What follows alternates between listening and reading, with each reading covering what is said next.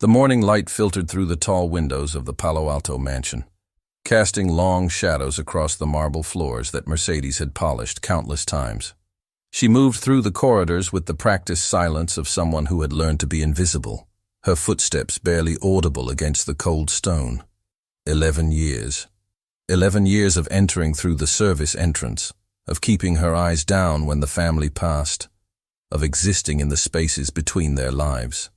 The weight of her responsibilities pressed against her shoulders like an old friend, familiar, constant, unrelenting.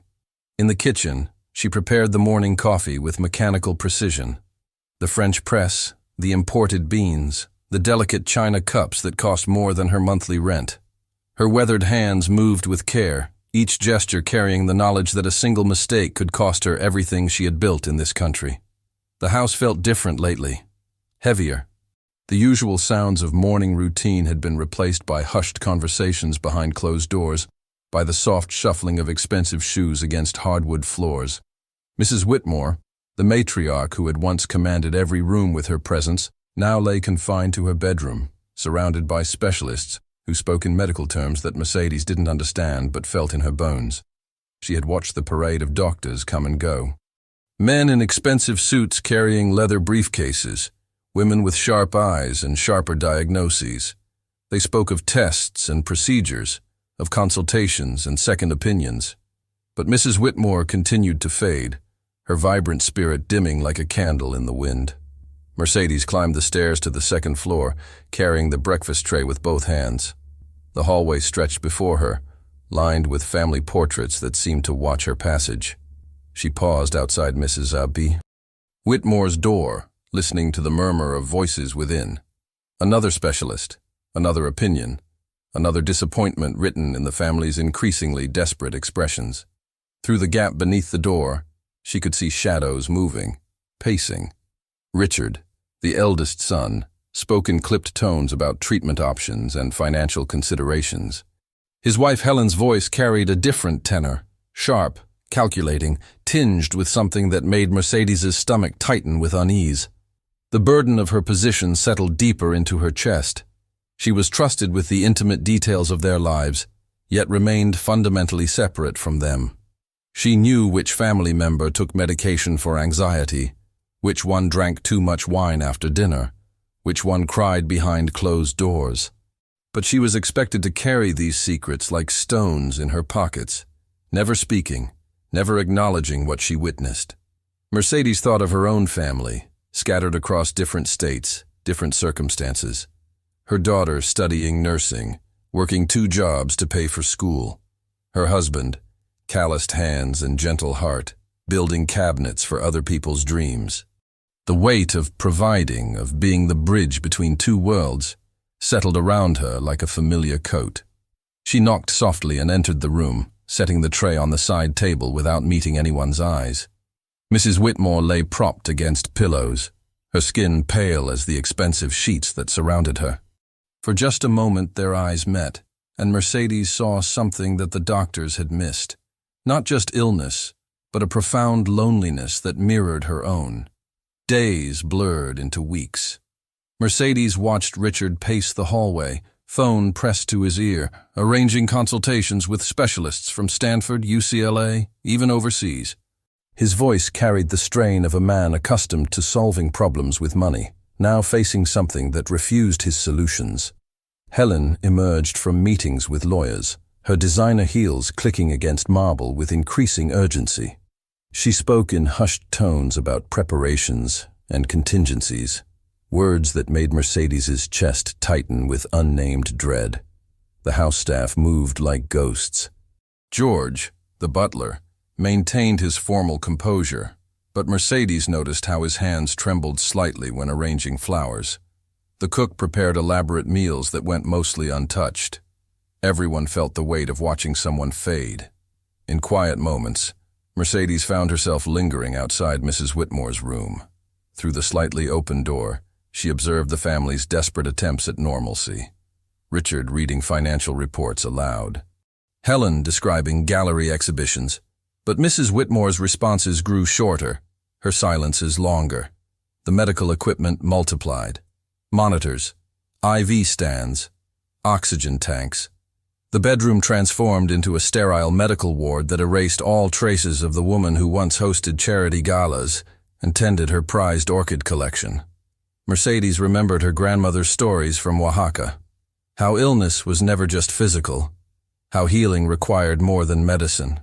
Her abuela would say the soul needed tending too, that some sicknesses came from disconnection, from forgetting who you truly were beneath the roles you played. Each morning, she watched Mrs. Whitmore grow smaller in her bed, disappearing not just physically but spiritually. The vibrant woman who once demanded the best from everyone around her now barely acknowledged the specialists who examined her with increasing bewilderment. Richard's financial empire demanded attention he couldn't give. Helen's art curation projects piled up, abandoned. Their teenage daughter Emma retreated to her room, emerging only for meals she barely touched. The family was fragmenting under the weight of helplessness. Mercedes cleaned around the medical equipment with extra care, as if her gentleness could somehow counteract the cold efficiency of machines. She noticed details others missed. How Mrs. Whitmore's breathing changed when family arguments leaked through the door. How she turned toward the window when conversations became too clinical. In the kitchen, preparing untouched meals, Mercedes felt the familiar weight of carrying others' pain without permission to acknowledge it. She was expected to witness their crisis while remaining invisible, to absorb their fear while maintaining professional distance. But something was shifting inside her. 11 years of silent observation had taught her to read the subtle language of suffering. She recognized the signs her grandmother had described, the way illness could burrow deeper when the heart felt abandoned. The night shift brought different sounds. Mercedes worked late, polishing surfaces that gleamed under moonlight streaming through tall windows. The house felt hollow, echoing with whispered phone calls and muffled sobs. She paused outside Mrs. Whitmore's door. No voices tonight. Just the steady beep of monitors and labored breathing. Richard had flown to consult specialists in Boston. Helen attended a board meeting that couldn't be postponed. Emma stayed locked in her room, music bleeding through walls. Mrs. Whitmore was alone. Mercedes hesitated, hand on the doorframe. Professional boundaries were clear. She cleaned, served, remained invisible. But something pulled her forward, the same instinct that made her check on her own children when they were sick. She knocked softly. No response. The door creaked open. Mrs. Whitmore lay propped against pillows, eyes fixed on the ceiling. IV lines snaked across her arms. The monitors painted green patterns across her pale face. She looked fragile, abandoned by the very wealth that surrounded her. "Mrs. Whitmore," Mercedes whispered. Tired eyes turned toward her. For the first time in weeks, recognition flickered there. Not the polite acknowledgement of employer to employee, but something deeper. Human recognition. "Mercedes." The voice was barely audible. "You need anything?" Mrs. Whitmore's gaze moved to the window, where her prized orchids sat neglected on the sill. Their leaves yellowed from lack of attention. Even her beloved flowers were dying. Mercedes understood. She moved to the plants, checking soil, adjusting their position toward moonlight. Her hands, accustomed to careful work, tended each bloom with practiced gentleness. "My grandmother," Mrs. Whitmore's voice caught. "She grew orchids in Guatemala. Said they needed conversation." Mercedes turned, surprised.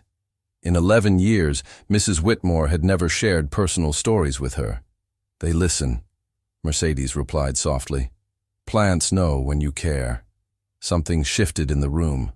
The monitors continued their electronic symphony, but underneath, a different rhythm emerged. Two women, separated by language and class, connected by the simple act of tending life. Mrs. Whitmore's breathing seemed easier. The tension in her shoulders relaxed slightly. Mercedes finished with the orchids, but didn't leave.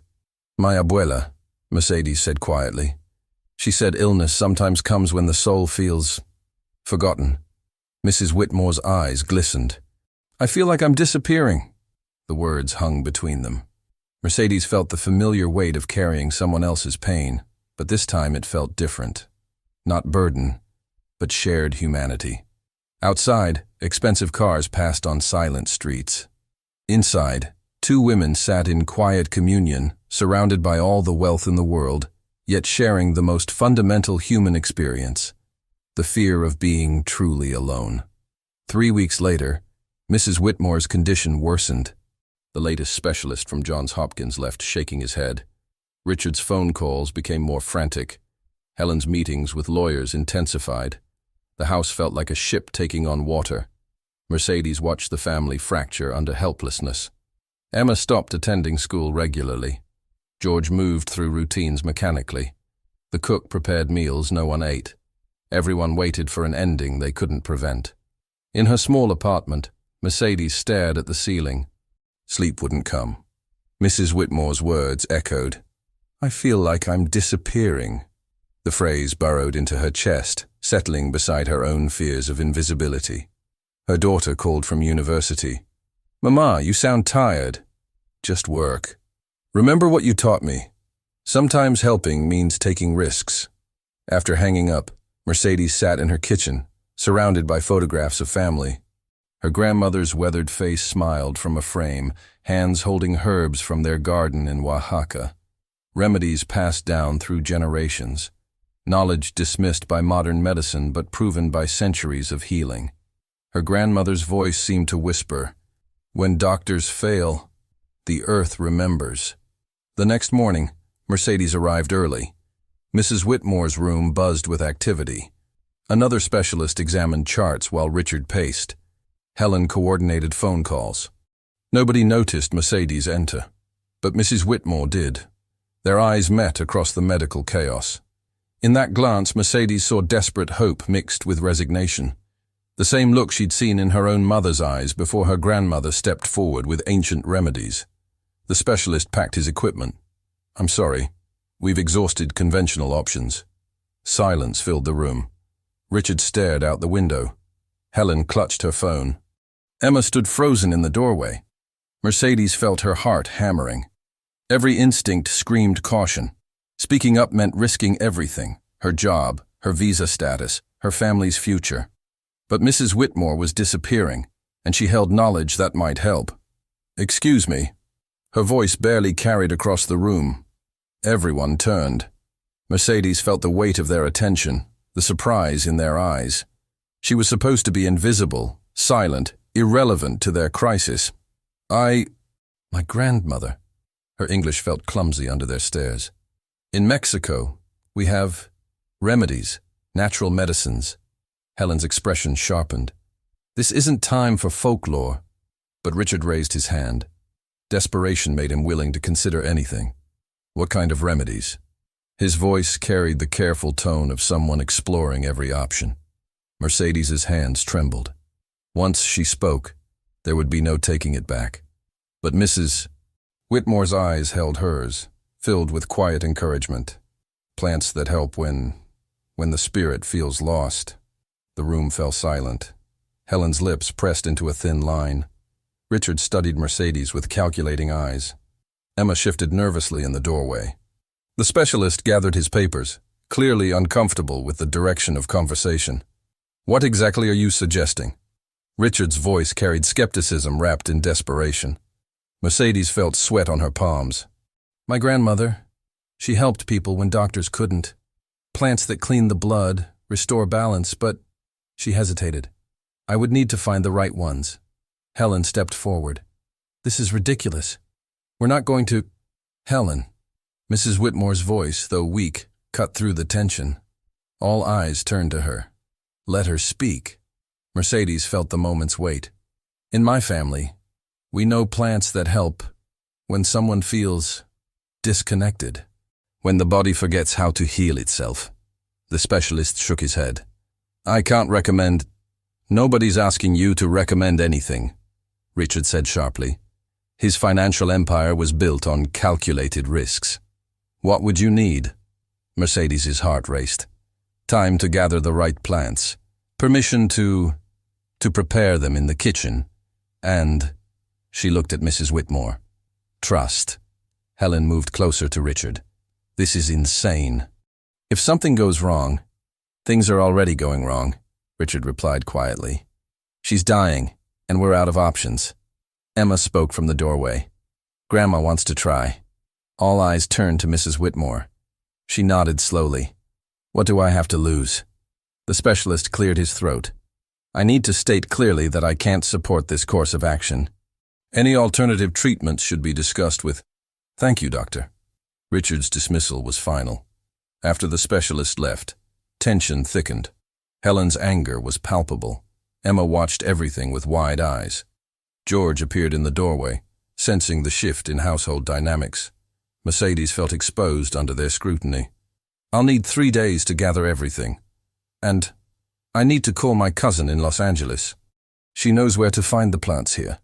3 days, Richard agreed. But if there's any negative reaction, I understand. Mrs. Whitmore reached for Mercedes's hand. Her grip was weak but determined. Thank you, she whispered. Helen left the room without speaking. Her heels clicked angrily down the hallway. Emma approached the bed, touching her grandmother's forehead gently. Will it really help? Emma asked Mercedes. Mercedes met the teenager's eyes. She saw fear there, but also hope. I'll do everything I know how to do. That evening, Mercedes called her cousin Rosa in Los Angeles. They spoke in rapid Spanish, discussing plants and preparations. Rosa knew gardens where the right herbs grew, markets that sold what couldn't be found wild. As Mercedes hung up, she realized she'd crossed a line. No longer invisible, no longer silent. Whatever happened next would change everything. Rosa arrived on the second day, driving a battered pickup truck filled with carefully wrapped bundles. Mercedes met her in the service area, away from the family's eyes. Her cousin's weathered hands revealed plants Mercedes hadn't seen since childhood. Hierba buena, ruda, té de limón, Rosa whispered, naming each bundle. And this, she held up a small package wrapped in red cloth. Abuela's special one, the one she never named.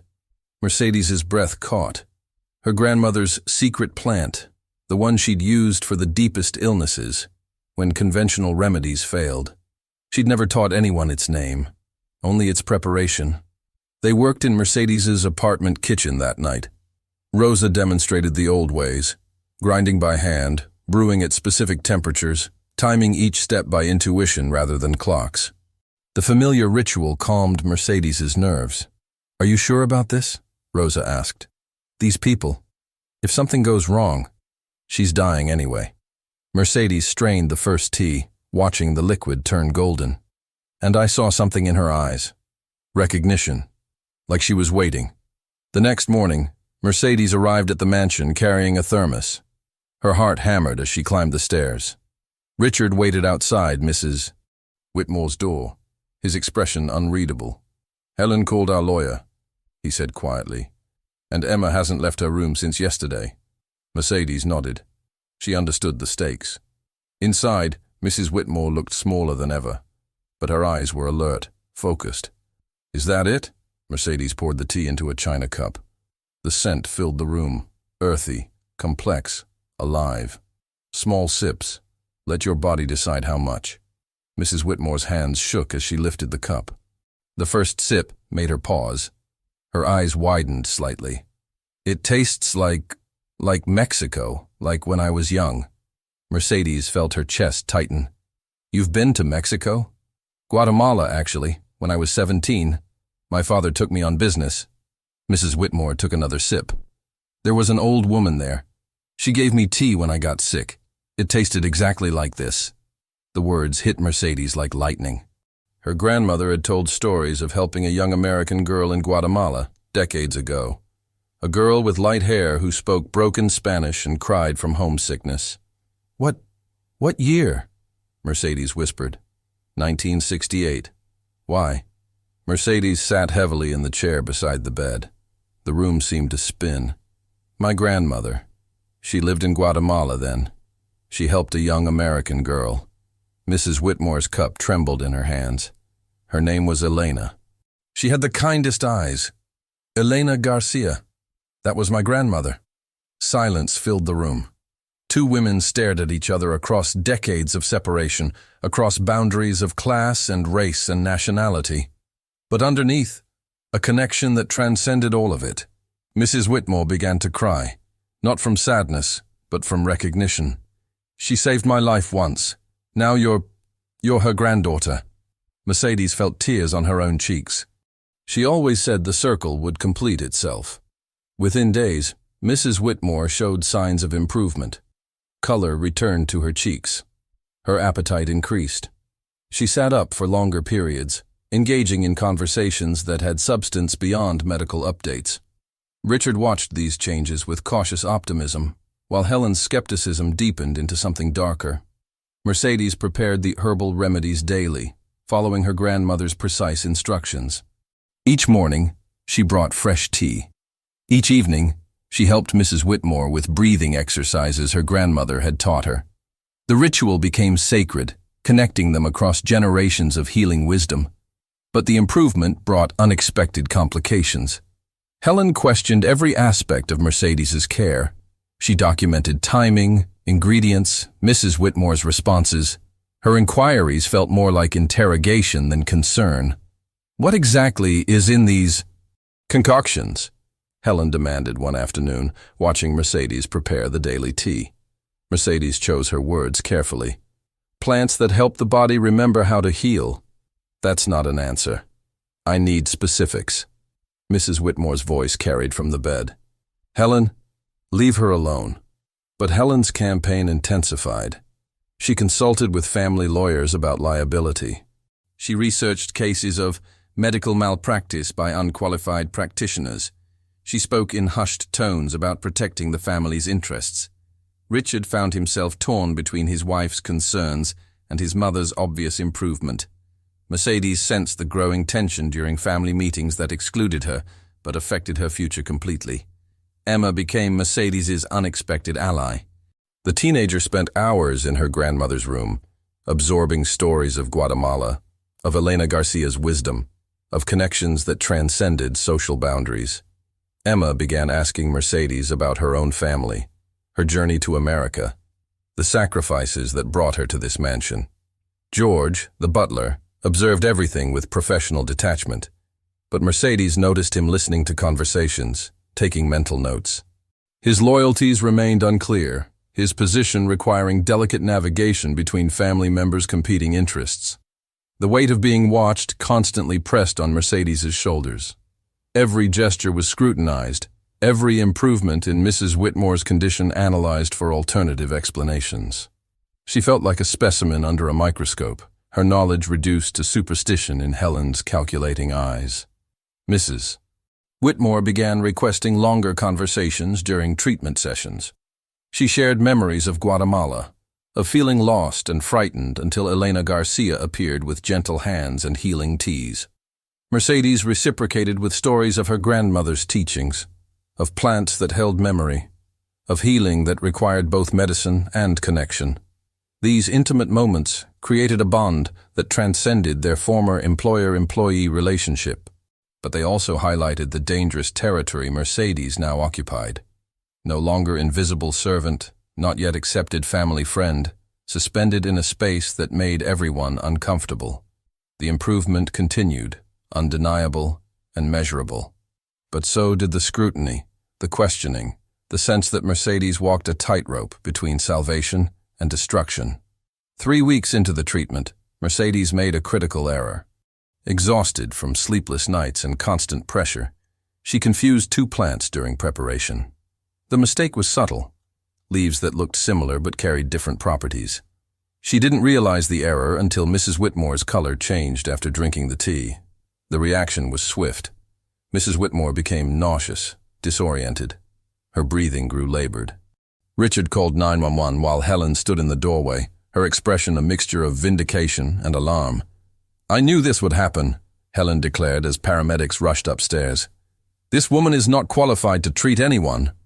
Mercedes stood frozen in the kitchen, staring at the remaining tea. Her hands shook as she identified her mistake. A plant that stimulated rather than soothed, creating dangerous interactions with Mrs. Whitmore's fragile system. At the hospital, doctors worked to stabilize Mrs. Whitmore's condition. Richard paced the hallway while Helen made phone calls to lawyers. Emma cried silently in a corner chair. Mercedes was not permitted to visit, her presence now seen as a liability rather than help. The mistake shattered the fragile trust Mercedes had built. Richard's desperation-born willingness to try alternative healing evaporated in the face of nearly losing his mother. Helen's opposition crystallized into active campaign against Mercedes's continued involvement. "She could have killed her," Helen argued during a heated family conference. "We're lucky she didn't." Emma defended Mercedes weakly, but teenage voices carried little weight in adult decisions. Mrs. Whitmore, sedated and monitored, couldn't advocate for herself. Mercedes found herself officially suspended from any care responsibilities while the family decided her fate. George delivered the news with professional courtesy that couldn't hide his relief. Household dynamics could return to familiar patterns. Mercedes was relegated to basic cleaning duties, forbidden from entering Mrs. Whitmore's room, treated once again as invisible help. In her apartment that night, Mercedes called Rosa, sobbing. Her cousin listened to the story with growing concern. "Maybe it's a sign," Rosa suggested. "Maybe you pushed too far, too fast." But Mercedes couldn't shake the memory of Mrs. Whitmore's improvement, the light returning to her eyes, the stories they'd shared about Elena Garcia. One mistake didn't erase weeks of healing, but it provided ammunition for those who wanted Mercedes gone. She lay awake staring at the ceiling, replaying her error, calculating its consequences. Her job was likely finished. Her visa status could be questioned. Her family's stability hung in the balance because she'd dared to step outside her prescribed role. The next morning, Mercedes returned to work wondering if it would be her last day. Helen's cold stare confirmed her fears. The house felt different, heavy with suspicion, charged with barely controlled anger. Mrs. Whitmore remained hospitalized, and without her protection, Mercedes was completely vulnerable. She cleaned silently, avoided eye contact, tried to become invisible again. But invisibility was no longer possible. She'd crossed too many lines, revealed too much of herself, invested too deeply in someone else's healing to simply disappear. Mrs. Whitmore returned home after 5 days, weaker but stable. The medical equipment reappeared: monitors, oxygen tanks, IV stands. The bedroom transformed back into a sterile medical ward. Hope felt further away than ever. Helen seized control of care decisions. She hired professional nurses, installed security cameras in Mrs. Whitmore's room, and restricted access to family only. Mercedes was forbidden from entering, reduced to cleaning distant rooms while voices murmured behind closed doors. But Emma found ways to visit Mercedes during her cleaning rounds. The teenager's eyes held guilt and confusion. "Grandma keeps asking for you," she whispered. "She says the other medicine isn't working the same way." Mercedes felt torn between relief that Mrs. Whitmore remembered her and fear of causing more harm. Her mistake haunted her, one moment of exhaustion that undermined everything she'd tried to accomplish. Richard avoided Mercedes entirely. His mother's near crisis had reinforced his wife's arguments about unqualified practitioners and dangerous experiments. He retreated into financial work, leaving medical decisions to Helen and professional staff. George watched everything with careful neutrality. He served meals, managed schedules, maintained household routines while family tensions simmered. But Mercedes noticed him listening to private conversations, his attention focused in ways that suggested more than casual interest.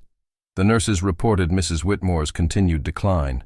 Without the herbal remedies, her appetite disappeared again. Her energy flagged. The brief improvement faded like a dream, leaving everyone to wonder if it had been real or temporary coincidence. Mercedes cleaned around the medical equipment, remembering when she'd tended the orchids, when Mrs. Whitmore had shared stories about Guatemala. The connection they'd discovered, her grandmother Elena saving a young American girl decades ago, felt like a cruel joke now. Helen scheduled meetings with estate lawyers. She spoke about protecting assets and ensuring proper medical decisions. Mercedes understood the subtext. She was being erased from Mrs. Whitmore's life systematically, legally, permanently. In quiet moments, Mercedes questioned everything. Had she been foolish to offer help? Was her grandmother's wisdom simply outdated folklore? The medical equipment's electronic beeping seemed to mock traditional healing methods. But she remembered Mrs. Whitmore's face when she tasted the tea, the recognition in her eyes, The stories about Elena Garcia. That connection couldn't be coincidence. The healing had been real, even if incomplete. Late at night, Mercedes lay awake calculating her options. She could retreat into invisibility, keep her job, protect her family's stability, or she could find another way to help despite the risks. The choice felt like standing at a crossroads between safety and conscience, between survival and purpose. Her grandmother's voice seemed to whisper, "Sometimes healing requires courage more than knowledge." Mercedes made her decision on a Tuesday morning. Mrs. Whitmore had been declining for 2 weeks, and the professional nurses reported increasing confusion and weakness. Helen's restrictions remained absolute, but Mercedes couldn't watch someone fade when she might help. She waited until Helen left for a gallery board meeting, and Richard flew to New York for business. Only Emma and the day nurse remained. Mercedes knocked on Mrs. Whitmore's door. "I'm sorry, but family only," the nurse said firmly. "Please," Mercedes replied quietly. "5 minutes. She's been asking for me." Mrs. Whitmore's weak voice carried from the bed. "Let her in." The nurse hesitated, then stepped aside reluctantly. Mercedes entered the room that had become her second home, now foreign with medical equipment and institutional efficiency. Mrs. Whitmore looked smaller than ever, but her eyes focused on Mercedes with desperate clarity. "I've been waiting," she whispered. "The tea—" "I need it back." Mercedes glanced at the nurse, who pretended to review charts while obviously listening. "I can't. Your family. My family is scared." Mrs. Whitmore's voice carried surprising strength. "But I felt better with your grandmother's medicine. Really better." Mercedes sat beside the bed, weighing consequences. Helping meant direct defiance of Helen's orders, risking immediate termination, possible legal action. But Mrs. Whitmore's condition was deteriorating rapidly without the herbal support. "If I help," Mercedes said carefully, "it has to be secret. And if anything goes wrong, I understand the risks." Mrs. Whitmore gripped Mercedes's hand with surprising firmness. "I'm dying without it. What's worse than that?" That evening, Mercedes returned with a small thermos hidden in her cleaning supplies. The night nurse was more relaxed, accustomed to routine rather than vigilance. Mercedes prepared the tea in Mrs. Whitmore's bathroom, using bottled water and a portable heating element she'd borrowed from her apartment. The familiar ritual felt sacred in the sterile environment. Mercedes strained the tea, watching it turn golden, breathing its earthy scent.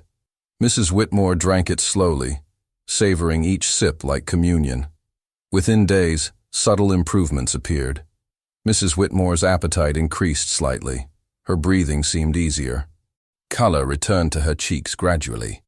The changes were small enough to escape casual observation, but significant enough to encourage continued treatment. Mercedes developed a careful routine. She arrived early, prepared tea before the family woke, administered it during brief moments when nurses were occupied elsewhere. The deception required precise timing and constant vigilance. Emma became an unwitting ally, requesting time alone with her grandmother during periods when Mercedes needed access. The teenager didn't know about the continued treatment, but her presence provided cover for clandestine healing sessions. The risk electrified every moment. Mercedes felt constantly exposed, one mistake away from disaster. But Mrs. Whitmore's gradual improvement justified the danger. Purpose flooded through Mercedes's work, transforming routine cleaning into sacred mission. 3 weeks into the secret treatments, George knocked on Mercedes's cleaning closet. His formal demeanor carried new weight as he closed the door behind him. "I know what you're doing," he said quietly. Mercedes's heart stopped. George had always been professional, neutral, but his loyalties ultimately belonged to the family who employed him. Discovery meant immediate termination and possible legal consequences. "I don't understand," she replied carefully. "The tea, the improvement in Mrs. Whitmore's condition. I've been watching." George's expression remained unreadable. "Helen has been asking me questions about your activities." Mercedes felt the world tilting. If George reported her actions, everything would collapse. Her job, her visa status, her family's stability, all hung on his next words. "I haven't told her anything yet," he continued. but I need to understand what's happening. Mercedes weighed her options. Denial seemed pointless.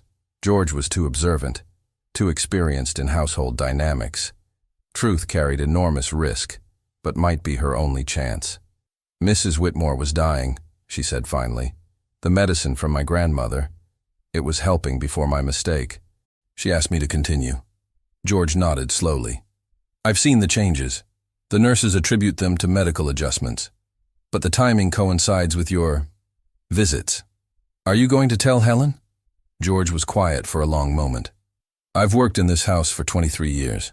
I've watched Mrs. Whitmore transform from a vibrant woman into someone barely alive. These past weeks, she's been more herself than she's been in months. Mercedes held her breath. I won't report what I don't officially observe, George said finally. But be extremely careful. Helen is suspicious, and she's been documenting everything. That afternoon, Helen cornered Mercedes in the kitchen. Her questions felt like interrogation about Mercedes's daily routines, her time in Mrs. Whitmore's wing, any interactions with the patient. I've noticed you've been working later hours, Helen observed. Staying past your normal schedule. Just making sure everything is clean, Mercedes replied. And you're not visiting with Mrs. Whitmore? Only when she asks for water or needs pillows adjusted. Helen's eyes narrowed. Because any unauthorized medical treatments would be grounds for immediate termination and possible criminal charges. The threat hung between them like a blade. Mercedes nodded understanding while calculating how to continue treatments under increased scrutiny. That evening, Mrs. Whitmore was notably stronger. She sat up without assistance, engaged in longer conversations, showed interest in the orchids Mercedes had been quietly tending. The improvement was becoming too obvious to hide. I feel like myself again, Mrs. Whitmore told Emma during a family visit. Like I'm waking up from a long dream. Richard attributed the improvement to medical adjustments.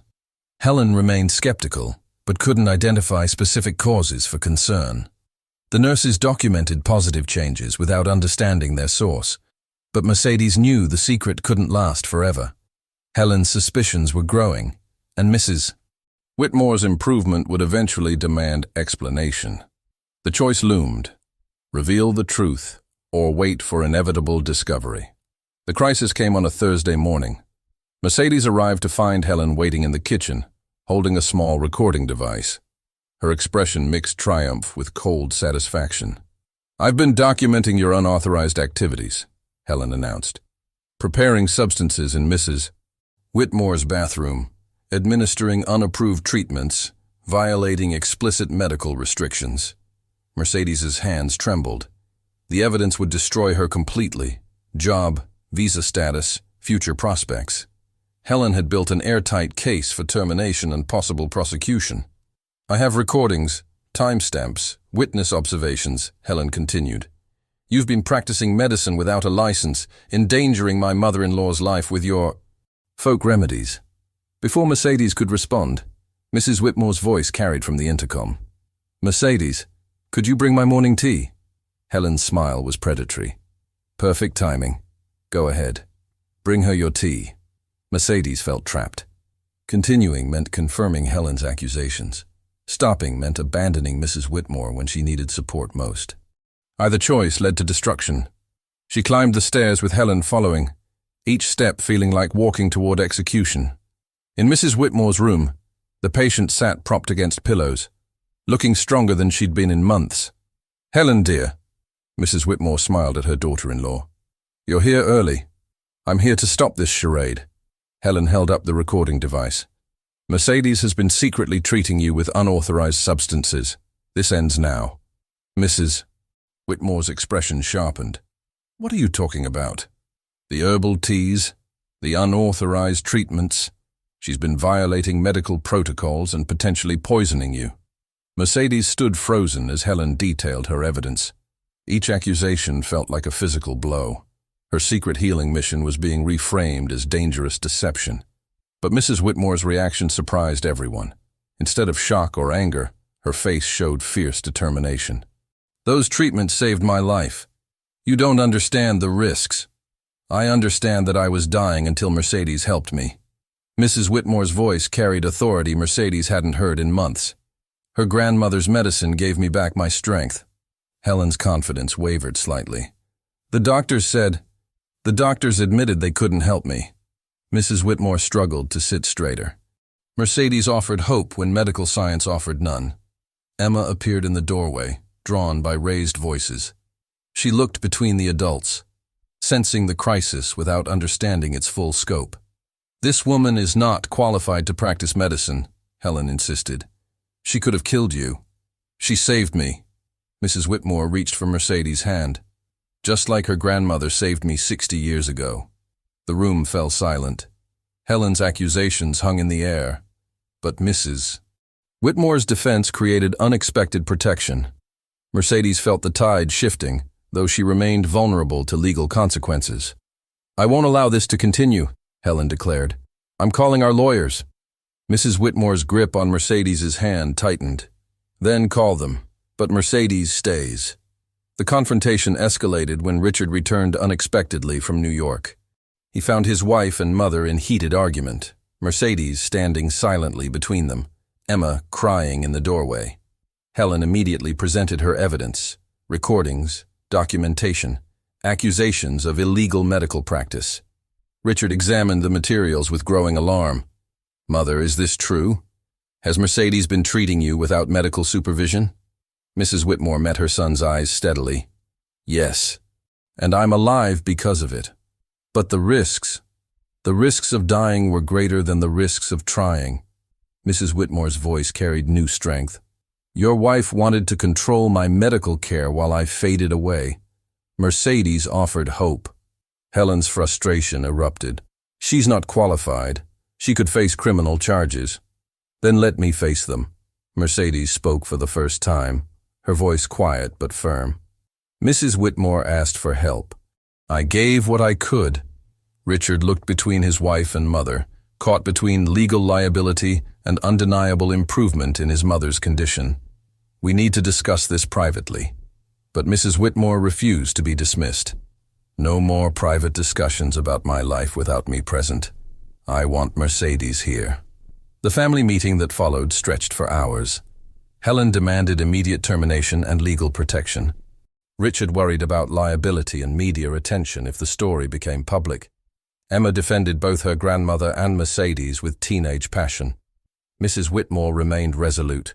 She detailed her improvement, her renewed energy, her feeling of returning to herself. She spoke about the connection to Mercedes's grandmother, about healing that transcended conventional medicine. George entered quietly, carrying a folder.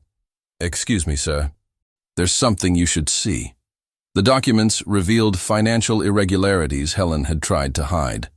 Funds diverted from Mrs. Whitmore's medical account, bills for services never provided, consultations that never happened. Helen had been skimming money while claiming to protect her mother-in-law's interests. The revelation shifted everything. Helen's accusations against Mercedes looked suddenly like deflection from her own misconduct. Her moral authority crumbled under evidence of financial manipulation. "You were stealing from me while blocking my treatment." Mrs. Whitmore's voice carried devastation and rage. Helen's defense collapsed into stammering explanations about family finances and medical expenses. But the evidence was clear. She had prioritized personal gain over patient care. Richard's anger focused on his wife rather than Mercedes. "Pack your things," he told Helen quietly. "We'll discuss this with lawyers tomorrow." As Helen left the room in defeat, Mrs. Whitmore reached for Mercedes's hand. "Stay with me tonight. I don't want to be alone." Emma curled up in the chair beside her grandmother's bed. Richard made phone calls to arrange legal protection for Mercedes. George quietly removed the recording devices Helen had planted throughout the house. For the first time in months, Mrs. Whitmore slept peacefully, surrounded by people who genuinely cared about her welfare rather than her wealth. Mercedes sat vigil, preparing tea, tending orchids, maintaining the healing routines that had restored hope to a dying woman. 6 months later, the Whitmore mansion felt transformed. Mrs. Whitmore moved through rooms with renewed vitality, her laughter echoing in spaces once dominated by medical equipment. The sterile atmosphere had given way to warmth, to life, to the sound of family healing together. Mercedes no longer entered through the service door. Her new role defied traditional categories: part companion, part advisor, part keeper of ancestral wisdom. Mrs. Whitmore insisted on calling her family, a designation that initially made Mercedes uncomfortable, but gradually felt natural. Emma thrived under Mercedes's gentle guidance. The teenager learned about medicinal plants, about healing traditions, about strength that came from understanding one's roots. Her eating struggles resolved as she found purpose in helping others rather than restricting herself. Richard established a foundation in Elena Garcia's name, funding research into traditional healing methods. He hired Mercedes as chief consultant, giving her knowledge institutional respect while protecting her from legal vulnerabilities. Her wisdom began reaching beyond one wealthy family. The mansion's garden transformed into a living pharmacy. Mercedes planted herbs her grandmother had described, creating spaces where ancient knowledge could grow alongside modern understanding. Researchers from Stanford visited regularly, documenting plants and preparations, building bridges between worlds of healing. George remained as butler, but his role expanded to include protecting the household's new dynamics. He ensured Mercedes's comfort, facilitated her work, and maintained the delicate balance between tradition and innovation that now defined the Whitmore home. Mercedes's daughter graduated nursing school and joined the foundation's work, combining her medical training with her mother's ancestral knowledge. Her husband's carpentry business flourished as the foundation commissioned healing gardens for hospitals and community centers. Mrs. Whitmore's recovery became legendary in medical circles, though the family protected Mercedes from unwanted attention. The story spread quietly through networks of people seeking alternatives when conventional medicine offered no hope. On quiet evenings, Mercedes and Mrs. Whitmore sat together in the garden, surrounded by thriving plants that carried memory in their leaves. They spoke about Elena Garcia, about connections that transcended time and space, about healing that required courage as much as knowledge. She would be proud, Mrs. Whitmore said one evening, watching Mercedes tend a particularly delicate orchid. Mercedes smiled, feeling her grandmother's presence in the garden's evening shadows. She always said healing creates family where none existed before. The orchids bloomed magnificently that spring, their flowers opening like hope made visible. Emma helped Mercedes document new varieties they'd cultivated, plants that seemed to carry the best of both women's traditions. Mrs. Whitmore lived to see her great-grandchildren learn about plants from Mercedes, about traditions that honored both modern science and ancestral wisdom. The healing had rippled outward, transforming not just one woman's health, but an entire family's understanding of what it meant to care for one another. In the end, Mercedes realized her grandmother had been right. Healing always created something larger than the original wound.